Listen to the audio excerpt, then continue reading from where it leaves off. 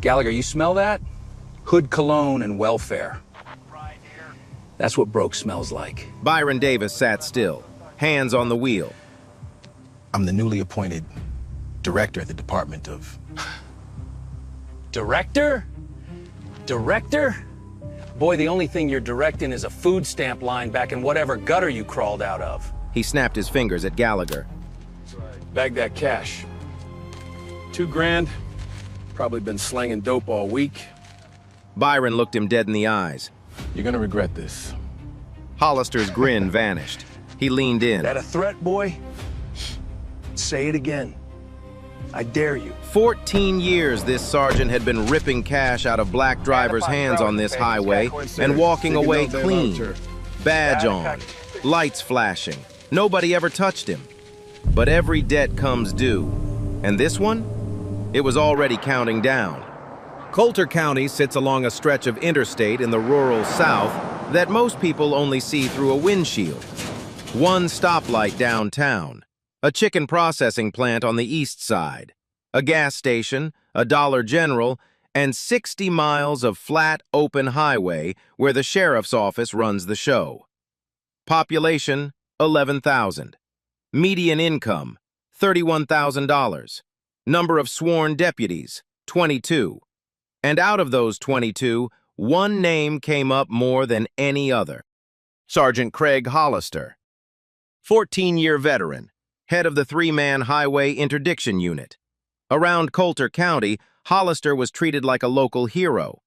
The county newspaper ran a headline once. Coulter County deputy leads state in highway seizures. There was a photo of him shaking the sheriff's hand at a town hall meeting, big smile, chest out. Every year his seizure numbers climbed. The department loved him. The sheriff personally commended him at budget meetings. On paper, Craig Hollister was the best thing that ever happened to Coulter County law enforcement. But here's what the paper never printed. Those seizure numbers, almost all of them, were cash. Not drugs, not weapons. Cash. Money taken from drivers during traffic stops. And the people he took it from? They were almost never charged with a crime. Not one conviction for every 10 seizures. The cash just disappeared. Into the county's general fund, into the system, gone. And if you asked who those drivers were, what they looked like, the answer was always the same. Pastor James Colton knew. He'd been keeping a notebook for 3 years. Every month, someone in his congregation came to him with the same story. Pulled over on the interstate, searched, cash seized, no charges, no receipt, no way to get it back. He wrote down every name, every date, every dollar amount, and he sent letters, 3 years' worth, to the county commission, to the sheriff, to anyone who would listen. Nobody listened. The letters came back stamped, received. That's it. No investigation, no follow-up, just received. One of those names in the pastor's notebook was Denise Whitmore. Denise was a registered nurse, 32 years old. She'd just finished a 12-hour overnight shift at the county hospital. On her way home, she got pulled over. Hollister said she crossed the center line. She says she didn't. He asked to search her car. She said no. He searched it anyway. In her purse, he found $1,400 in cash. She'd withdrawn it that morning from her bank. It was rent money for her mother, who lived in assisted living 2 towns over. She had the withdrawal receipt right there in the envelope with the bills. Hollister didn't care. He held up the cash, called Gallagher over and said, "Bag it, civil forfeiture." Denise started crying. She showed him the receipt. She begged him to call the bank. He told her, "If it's really yours, you can file a claim with the county." She filed. She waited 3 months. The county denied her claim. She never saw that money again. $1,400. Her mother's rent. Gone. And Denise? She was just one name in a notebook full of them. Now, while all of this was happening, while Hollister was running his highway like a toll booth and the sheriff was signing off on every seizure, there was a man driving south on a Tuesday afternoon in June. His name was Byron Davis. The narrator won't tell you yet who Byron Davis really is. Not yet. What you need to know right now is this. He was driving alone. Dark blue Chevy Tahoe. Government plates, but you'd only notice if you looked closely. He was dressed casually. Polo shirt, khakis, jazz playing low on the stereo. The car was clean. The man was calm, unhurried, like someone who knows exactly where he's going and isn't worried about getting there.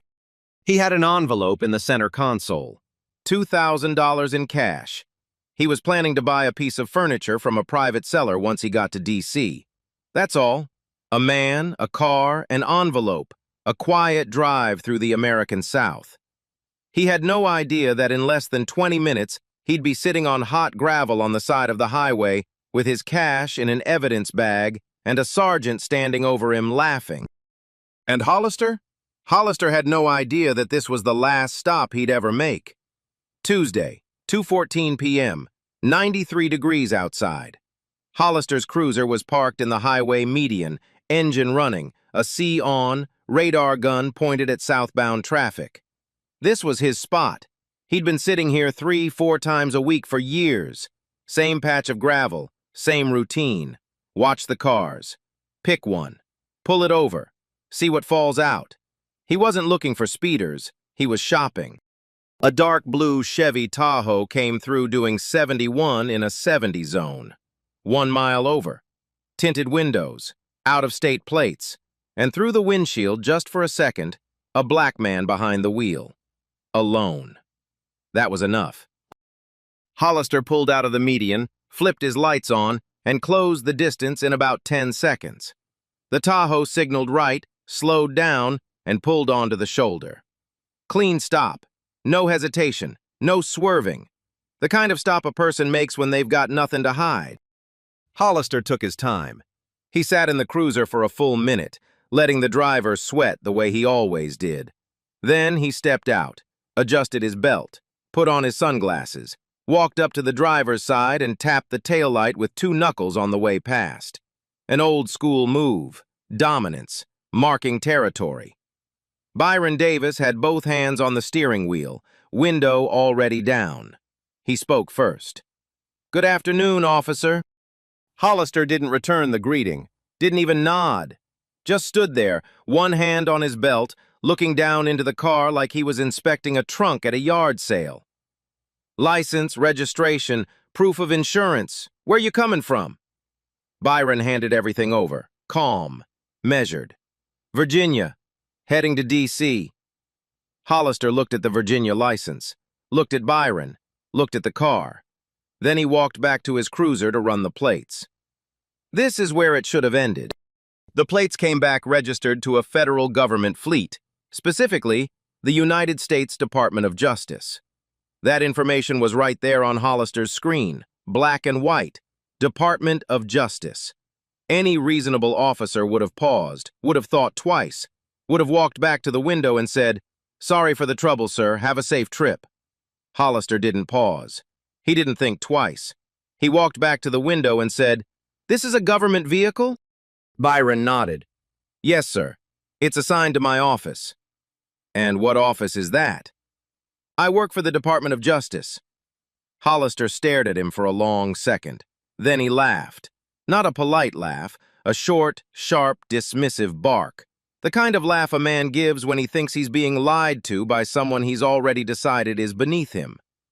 "Department of Justice. Right." He leaned one arm on the roof. "Everybody works for somebody. Step out of the vehicle." Byron didn't move immediately. "Officer, I've provided my identification. The registration confirms this is a federal vehicle. I'd like to know why I'm being asked to—" "I said step out. Don't make me ask again." Byron stepped out, slowly, hands visible the entire time. Hollister called Gallagher over from the cruiser. "Pat him down." Gallagher hesitated, just for a half second, barely noticeable, then walked over and did what he was told. He patted Byron down, found nothing, no weapons, no contraband, nothing. But Hollister wasn't done. He nodded toward the Tahoe. "Search it." Byron's voice stayed level, quiet, the kind of quiet that a man uses when he's choosing every word very carefully. "I do not consent to a search. You have no probable cause." Hollister didn't blink. I'll decide what's probable. Step aside. Gallagher opened the passenger door. He checked the glove box, checked under the seats. Then he opened the center console. And there it was, a plain white envelope. Inside, 20 $100 bills, $2,000 cash. Gallagher held it up. Hollister took it from him, fanned the bills slowly, and smiled. That smile, witnesses would describe it later, wasn't the smile of a man doing his job. It was the smile of a man who just won a game he plays every single day. Now see, this is what I was thinking. Nice car, out-of-state plates, and a fat envelope of cash just sitting there in the console. He looked at Byron. You want to tell me where this came from? It's mine. I'm purchasing furniture when I arrive in D.C. I can show you. You can show me whatever you want at the station. Right now, this is being seized. Civil forfeiture. He turned to Gallagher. Bag it. Write it up. Gallagher pulled out an evidence bag. His hands weren't steady. He didn't look at Byron. He didn't look at Hollister either. He just did what he was told. And then came the part that, when you hear it, makes your chest tight. Hollister told Byron to sit down. Not in the cruiser, not on the bumper of the Tahoe, on the ground. On the gravel shoulder of the highway, where the rocks are sharp and the asphalt throws heat back up at you like an oven. 93 degrees, no shade. Cars blowing past at 70 miles an hour, kicking up dust and exhaust. Byron Davis, 52 years old, Georgetown law degree, 26 years in federal service, sat down on the gravel because a man with a badge told him to. And Hollister? Hollister stood over him and made a phone call. Right there, casual, laughing. Byron could hear him. Yeah, another one. $2,000 this time, easy. Another one. Like it was nothing, like Byron was nothing. Gallagher stood a few feet away. He wasn't laughing. He wasn't on the phone. He was watching. And if you'd been standing close enough, you would have seen his jaw clenching, opening, clenching again, like a man trying to swallow something that wouldn't go down. While Byron sat on that gravel, his phone started buzzing. Once, twice, 3 times, 4, 5, non-stop. Hollister glanced down at it, annoyed. Popular guy. Byron, still sitting, still calm, looked up and said, You might want to answer that. Hollister snorted. I don't take advice from people sitting in the dirt. He didn't answer the phone. He didn't check the plates again. He didn't ask himself why a DOJ vehicle was getting 5 consecutive incoming calls within minutes of a traffic stop. Any one of those questions might have saved his career. He didn't ask a single one. 20 minutes later, Hollister handed Byron a seizure receipt and a citation. 1 mile over the speed limit. He leaned down, close, and said, Drive safe now, and maybe next time don't carry money you can't explain. Makes people wonder. Then he walked back to his cruiser, pulled onto the highway, and drove off. Byron sat in the Tahoe for a moment. He didn't slam the steering wheel, didn't shout, didn't speed off. He picked up his phone, looked at the 11 missed calls, and dialed one number. The call lasted less than 90 seconds. Nobody knows exactly what he said, but here's what happened next. Within the hour, 2 black Suburbans with federal plates were heading toward Coulter County at a speed that had nothing to do with the posted limit. And Sergeant Craig Hollister, still riding high from his easy $2,000 afternoon, had no idea that the last 14 years of his life were about to collapse underneath him. 31 minutes. That's all it took. 31 minutes from the moment Byron Davis hung up the phone to the moment a black Suburban with federal plates pulled into the Coulter County Sheriff's Office parking lot. No sirens, no announcement. Just 3 people stepping out in dark suits on a Tuesday afternoon in a town where nobody wears a suit for anything short of a funeral. Agent Rachel Townsend walked in first. She didn't ask for the sheriff. She didn't ask for the front desk sergeant. She asked for one person. Sergeant Craig Hollister, is he in this building? The desk sergeant, a 23-year-old kid who'd been on the job for 6 months, looked at the badges, looked at the suits, and picked up the phone. While that was happening, 60 miles away, Sheriff Dwight Coleman was sitting in his office finishing a pulled pork sandwich when his personal cell rang. The caller ID showed the state attorney general's office. He wiped his hands, answered. Dwight, you've got a problem. What kind of problem? There was a pause on the other end. The kind of pause that tells you the person on the line is choosing their words very carefully. Your sergeant, Hollister, conducted a traffic stop this afternoon on a vehicle registered to the Department of Justice. He searched the vehicle, seized cash, forced the driver out and made him sit on the roadside. Coleman's chewing slowed. Okay, and? The driver was Byron Davis. Silence. Dwight, are you there? I'm here, Byron Davis. The Byron Davis who was just confirmed as, yes, that one, the director of the FBI. The sandwich went down on the desk. Coleman's face, and this was described later by his own secretary who was standing in the doorway, went from red to white in about 2 seconds flat.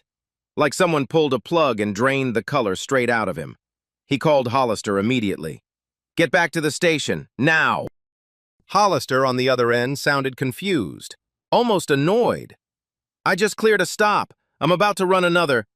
I don't care what you're about to do. Get back here, now! Don't stop anywhere. Don't talk to anyone. Hollister drove back, casually, finished his coffee on the way.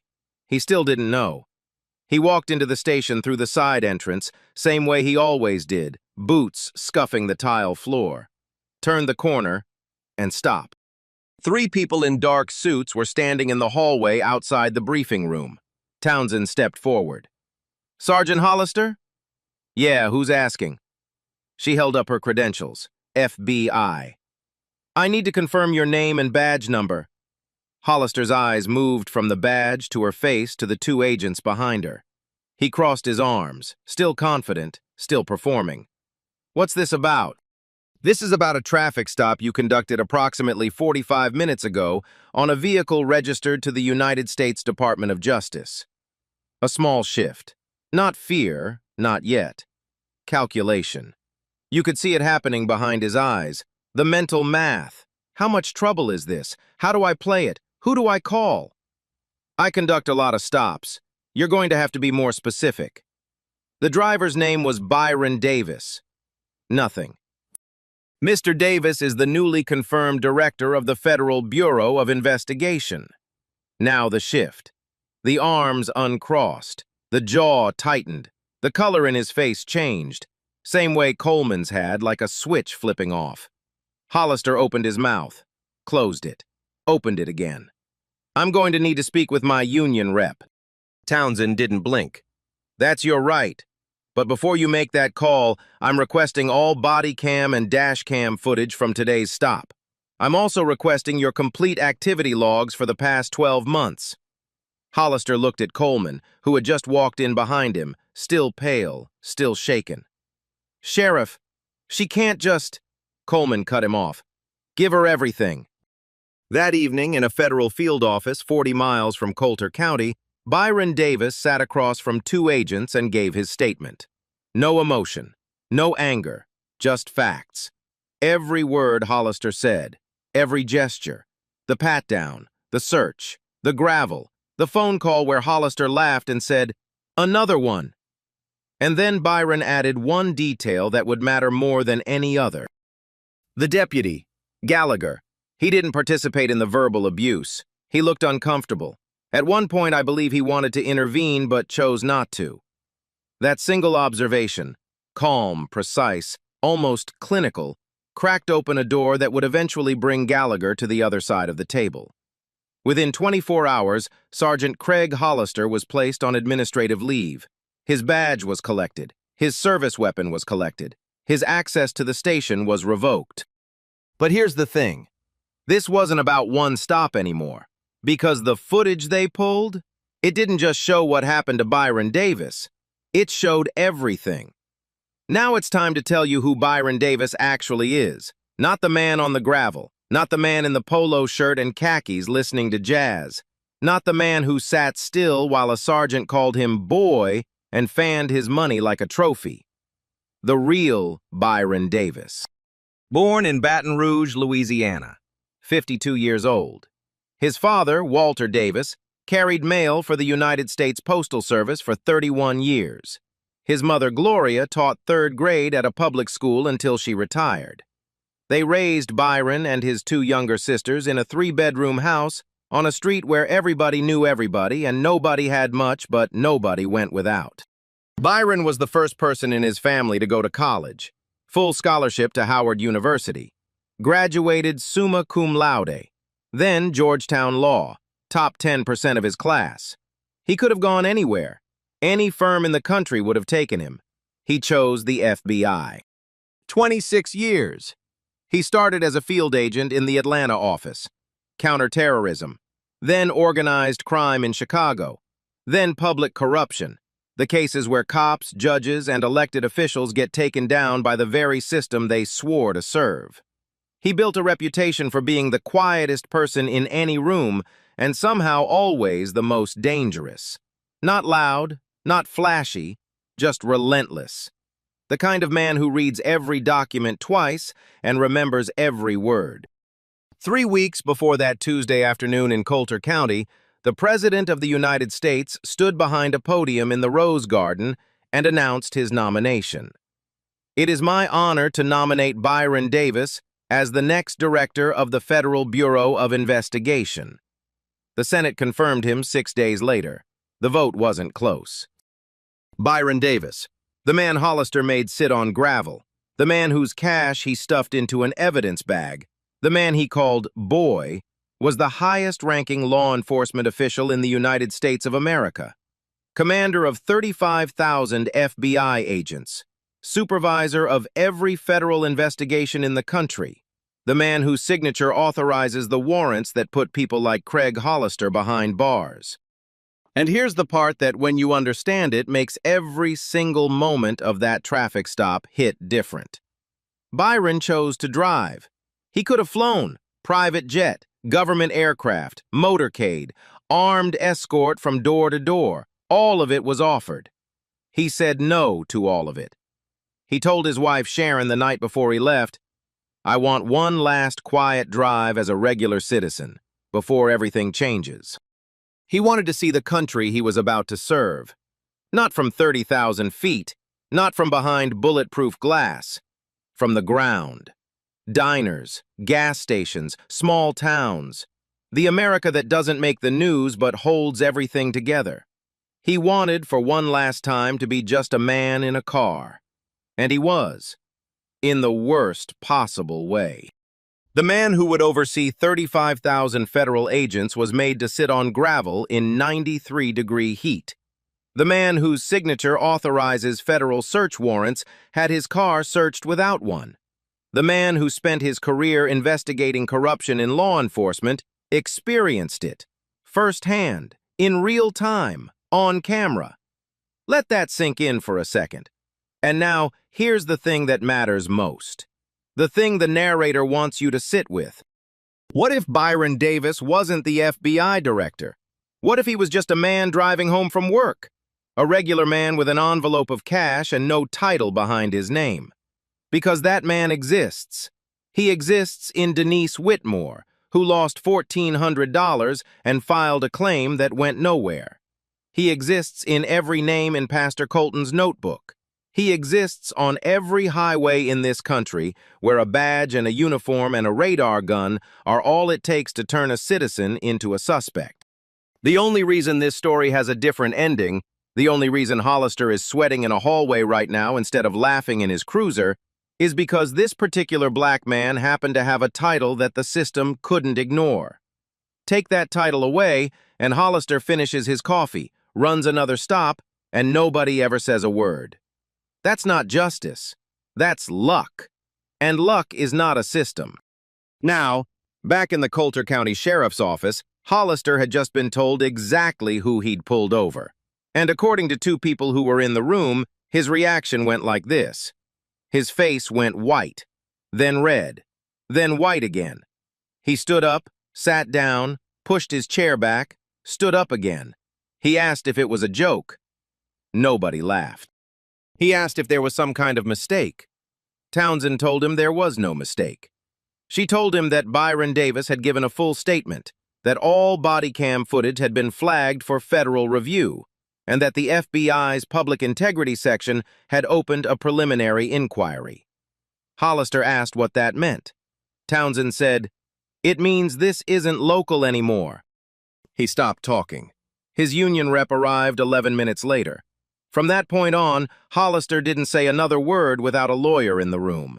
But his silence didn't matter, because the footage was already in federal hands. Not just the footage from Byron's stop, everything. 12 months of dash cam recordings, 12 months of body cam, 12 months of activity logs, seizure records, and incident reports. 340 traffic stops. All of them now sitting on a desk at the FBI's Public Integrity Section in Washington, D.C. The same unit, by the way, that Byron Davis used to run before he was promoted. The same unit that built its reputation on taking down dirty cops. The hunter had just become the hunted, and the person who set the trap didn't even have to try. All he had to do was drive through Coulter County on a Tuesday afternoon and let Craig Hollister be exactly who he'd always been. Captain Elaine Porter arrived in Coulter County on a Thursday morning, 2 days after the stop. She drove a state police unmarked sedan, carried a single briefcase, and brought a team of 4 investigators with her. No press conference, no statement. She checked into a motel off the highway, set up a temporary office in the back room of the county courthouse, and got to work. Porter had a reputation. 22 years in the state police, the last 9 in internal affairs. She'd taken down a narcotics unit in Memphis that had been planting evidence for 6 years. She'd investigated a sheriff in the Delta who was running an off-the-books jail for undocumented workers. She didn't grandstand. She didn't leak to reporters. She just followed the paper and let the paper do the talking. The first thing she requested was access to every piece of footage Hollister's unit had generated in the past 12 months. Dash cam, body cam, in-car audio, all of it. The sheriff's office was told to comply fully, and anyone who spoke to media before the investigation concluded would face obstruction charges. The station went quiet. Deputies walked the hallways with their eyes down. Nobody wanted to be the next name on the list. Porter's team started with the footage. 340 traffic stops in 12 months. They reviewed every single one. Not summaries, not reports, the actual video. 4 investigators in a back room, 8 hours a day, taking notes on legal pads. What they found was not complicated. It was not ambiguous. It was not open to interpretation. Of the 340 stops, 261 involved Black or Latino drivers. That's 76.8%. In a county where Black and Latino residents made up 31% of the population. Of the 79 stops involving white drivers, only 3 resulted in a vehicle search. 3 out of 79. Of the 261 stops involving Black or Latino drivers, 198 resulted in a full vehicle search. That's 75.9%, nearly every single one. 43 of those searches produced cash seizures. Total amount, $189,000. 43 seizures across 12 months, roughly 1 per week. And the drugs? The weapons? The contraband that civil forfeiture was supposedly designed to intercept? 0.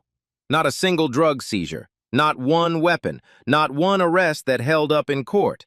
In fact, of the 43 people who had their cash taken, only 2 were ever formally charged with a crime. Both charges were later dropped. Hollister's unit wasn't fighting crime. It was generating revenue, and the people paying the price, almost exclusively, were Black and Latino drivers passing through a county they'd never heard of on a highway they'd never drive again. Porter laid the numbers out on a table in the courthouse and stared at them for a long time. Then she picked up the phone and called the FBI field office. "This is bigger than one stop," she said. "This is a pattern, and it goes back years." The next step was interviews, and the first person she called in was Deputy Trent Gallagher. Gallagher walked into the courthouse conference room looking like a man who hadn't slept in 3 days, because he hadn't. He sat down across from Porter and two of her investigators. He didn't bring a lawyer, which told Porter everything she needed to know about where his head was. She gave him the choice directly. No games, no small talk. Deputy Gallagher, you have two options. Option 1. You cooperate fully with this investigation. You tell us everything. What you saw, what you did, what you were told to do. In that case, you'll be treated as a witness. Option 2.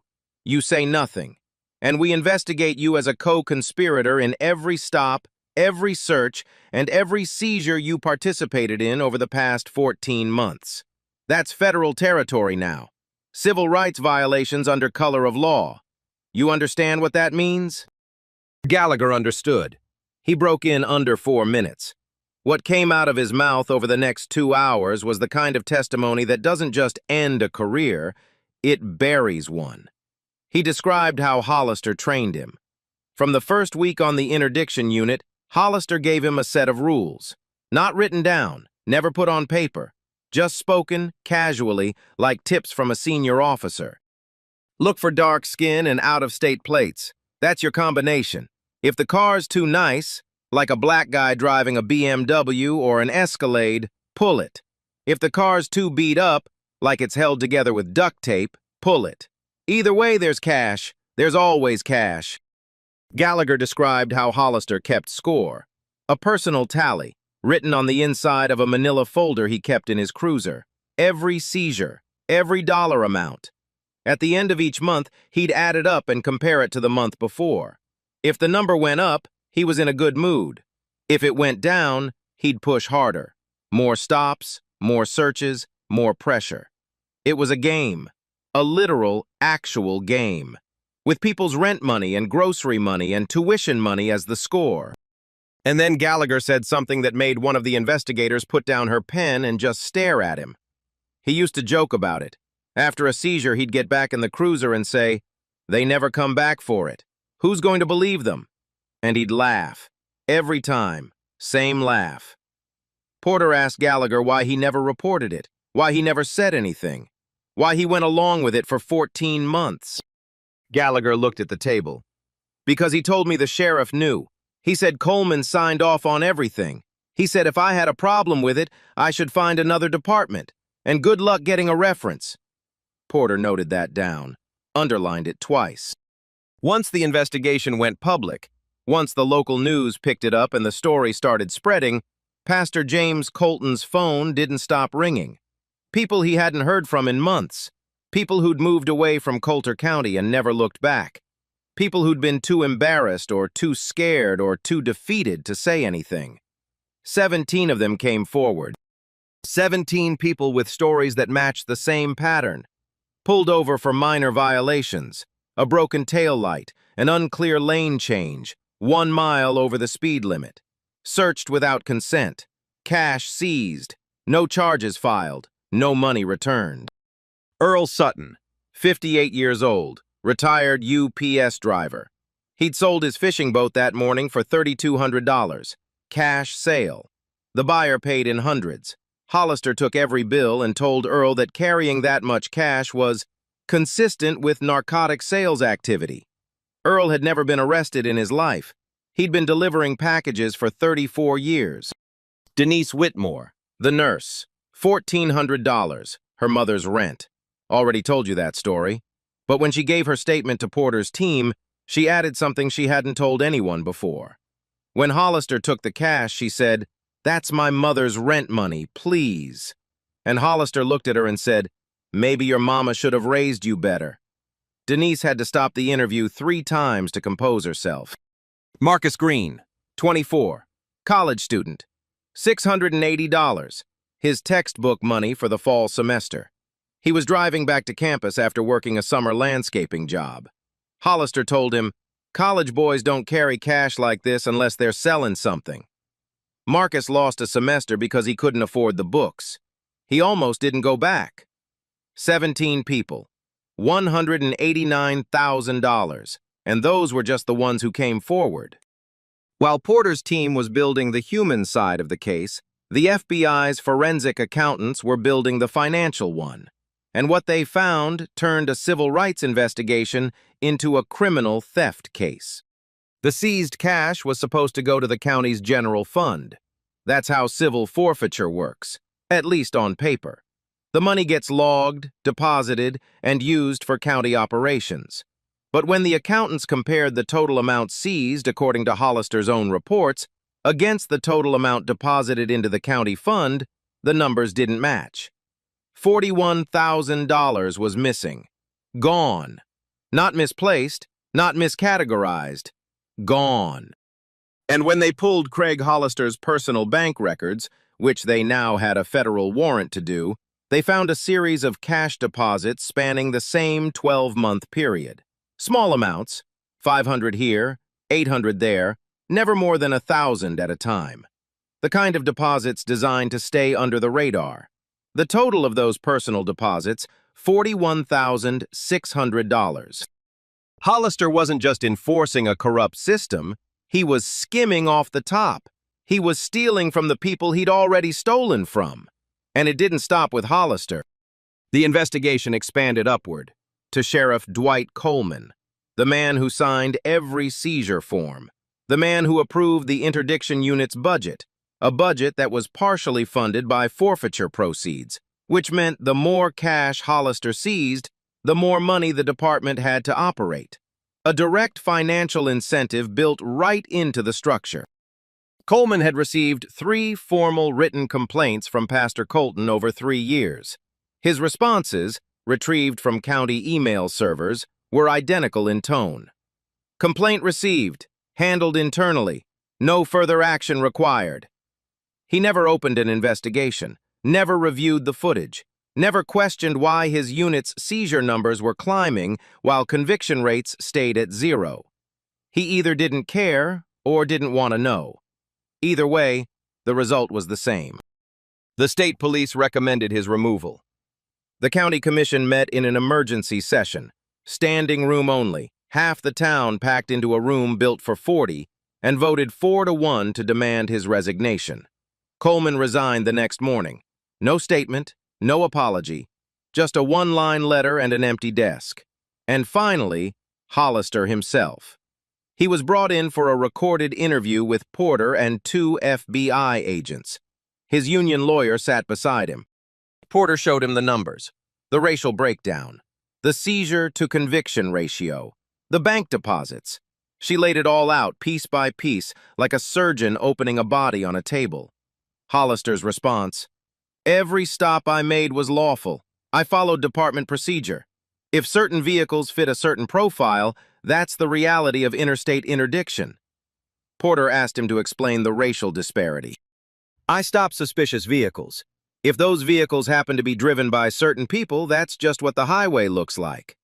She asked him about the bank deposits. His lawyer intervened. "My client declines to answer." She asked him about Denise Whitmore, about Earl Sutton, about Marcus Green. "I don't recall specific stops." And then she told him.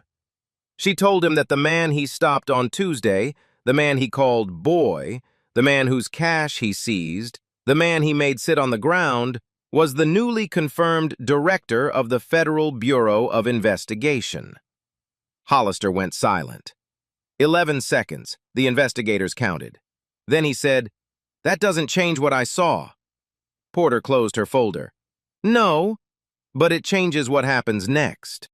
2 weeks later, the FBI's Public Integrity Section presented its findings to a federal grand jury. The charges recommended were not small. Deprivation of civil rights under color of law, 18 U.S.C. Section 242. Wire fraud. Theft of government funds. Each one carrying years, real years, federal years, the kind of time that doesn't come with early release or good behavior discounts. Craig Hollister, 14-year veteran, local hero, the man who never got caught, was now facing federal prison. And every stop he ever made, every dollar he ever took, every name in Pastor Colton's notebook, all of it was about to come due. The indictment came down on a Monday morning. 6 counts, federal grand jury, signed, sealed, and delivered to Craig Hollister's attorney before lunch. Count 1, deprivation of civil rights under color of law. Count 2, same charge, separate victim. Counts 3 and 4, wire fraud. Count 5, theft of government funds. Count 6, obstruction, for the cash deposits he tried to keep hidden. Hollister surrendered at the federal courthouse at 9 a.m. He came in through the back entrance, the same way defendants always do when they don't want cameras catching them walking up the front steps. It didn't matter. The cameras were at the back, too. For the first time in 14 years, Craig Hollister was on the other side of the process. Fingerprints, mugshot, personal belongings placed in a plastic bag, a number assigned where a badge used to be. The man who'd made hundreds of people stand on the side of a highway with their hands up was now standing in a booking room with his hands out, waiting to be printed. His attorney tried to fight it, filed motions to suppress the body cam footage, filed motions to challenge the scope of the investigation, filed motions to argue that the traffic stop was conducted within department guidelines. Every single motion was denied. The evidence was too deep, too wide, too documented. 340 stops on video. Gallagher's testimony, recorded, transcribed, and corroborated. Bank records, seizure receipts, 17 victim statements. And at the center of all of it, dash cam footage of a sergeant laughing while a man sat on gravel in 93-degree heat. Hollister's attorney came back to the table with one word: plea. The deal was straightforward. Plead guilty to 2 counts of civil rights violations and 1 count of theft. Drop the remaining charges. In exchange, Hollister would cooperate with the ongoing investigation into department practices and provide a full accounting of every seizure he'd conducted. He took the deal. Sentencing day. The courtroom was standing room only. Pastor Colton sat in the second row, notebook in his lap, the same one he'd been filling for 3 years. Denise Whitmore sat behind him. Earl Sutton was in the back, arms crossed, wearing the same UPS jacket he'd worn for 3 decades. Marcus Green drove 4 hours from campus to be there. The judge read the sentence. 51 months in federal prison, 3 years of supervised release, permanent revocation of law enforcement certification, and restitution, $189,000 to be distributed to every victim identified in the investigation. Hollister stood with his hands clasped in front of him. He didn't speak. His lawyer had advised him not to, but the judge spoke directly to him anyway. Sergeant Hollister, you were entrusted with the authority of the state. You used that authority not to protect the public, but to prey on them. You targeted citizens based on the color of their skin. You took their money, you humiliated them, and you did it because you believed, correctly for 14 years, that no one would stop you. She paused. Someone stopped you. Deputy Trent Gallagher was not charged. He cooperated fully and was classified as a witness. He resigned from the sheriff's office the week before sentencing. In an interview he gave afterward, the only one he ever gave, he said this: "I should have said something the first time I saw it happen. I didn't. That's something I carry. I'll carry it for the rest of my life." He enrolled in a criminal justice reform program at the state university that fall. Sheriff Dwight Coleman's resignation stood. No criminal charges were filed against him, but his career was over. The county commission appointed an interim sheriff from outside the department, a woman named Brenda Stokes, the first black sheriff in Coulter County's history, and launched a national search for a permanent replacement. And the victims, all 17, received their money back, every dollar, with interest. Denise Whitmore got her $1,400. She cried when the check arrived, not because of the money, because someone finally said, "You were wronged." Earl Sutton got his $3,200. He didn't cash it for a week, just kept it on the kitchen table and looked at it. Marcus Green got his $680. He'd already missed the semester, but he used the money to re-enroll in the spring. He graduated the following year. And the state legislature, pressured by the case, the coverage, and a coalition of civil rights organizations passed the Coulter County Reform Act. 3 provisions: mandatory independent oversight for all civil forfeiture actions above $500, required racial impact reporting for every highway interdiction unit in the state, and automatic referral to state internal affairs whenever a unit's forfeiture to conviction ratio falls below 50%. Not perfect, not enough, but a start. 3 days after sitting on a gravel shoulder in Coulter County, Byron Davis walked into FBI headquarters in Washington, D.C. Different man, same man. Suit and tie now, polished shoes. The lobby had his name on the wall, freshly engraved, gold letters on dark wood. Staff lined the hallway, agents he'd worked with for decades, new recruits who'd only seen his face on the news. They shook his hand, they nodded. Some of them didn't say anything at all, just stood there because sometimes showing up is the statement. Byron didn't give a speech that morning. He didn't reference the stop. He didn't mention Hollister's name. He sat down at his desk, opened a folder, and got to work. But within his first week, he signed one directive that nobody in the building expected. Executive Order 0914, the creation of a national task force on highway policing reform, focused specifically on racial profiling and civil forfeiture abuse on interstate corridors. No celebrity name attached, no politician's brand stamped on it. It was simply called the Highway Initiative, because it wasn't about one stop. It was about every stop, every name that never made the news, every envelope of cash that disappeared into a system designed to look the other way. When a reporter asked Byron why he created the task force, his answer was 4 sentences long. I was stopped on a highway and treated like a criminal because of how I look. That stop is on video. Most of them aren't. The ones that aren't, those are the ones this task force is for. Back in Coulter County, Pastor James Colton was sitting in his office when a local news crew showed up and asked for a comment. He reached into his desk and pulled out the notebook. The same one, dog-eared, coffee-stained, 3 years of names and dates and dollar amounts written in blue ink. He held it up and said, "I wrote these names down because I wanted somebody to read them someday. I didn't think the person who'd read them would be the director of the FBI." He paused, looked down at the pages. "But I'll tell you what, I'm glad it was him. I just wish it didn't take someone like him for anyone to care."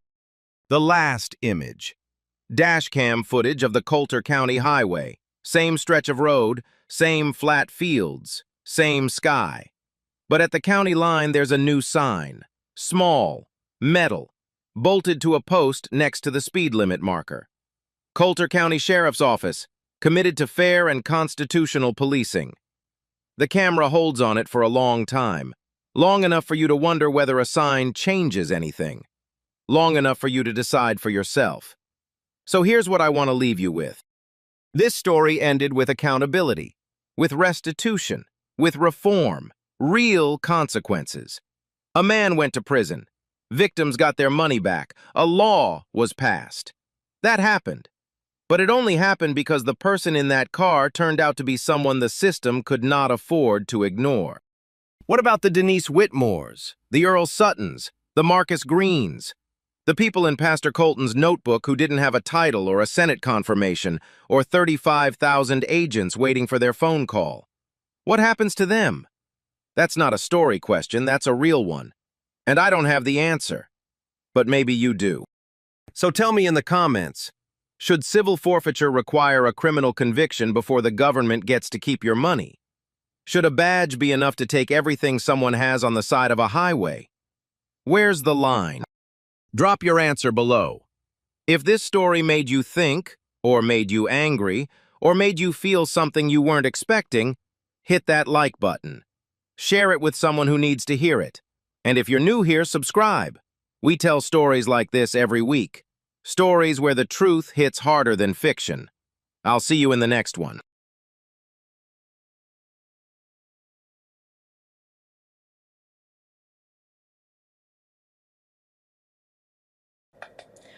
"51 months in federal prison. $189,000 paid back. Craig Hollister booked, printed, gone, but stay with me because this story isn't really about Hollister. Byron Davis got justice because he was the director of the FBI. 35,000 agents picked up when he called.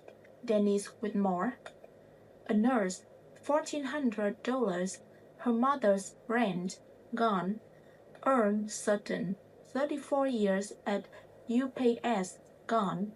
Marcus Green, 24, lost a whole semester of college. 3 years. Pastor Cotton wrote their names in a notebook. The letters came back stamped, receipt. That's it. The system didn't break that day in June. It worked exactly the way it had worked for 14 years. The only thing that changed was who was sitting in the car, and that's what I can't stop thinking about.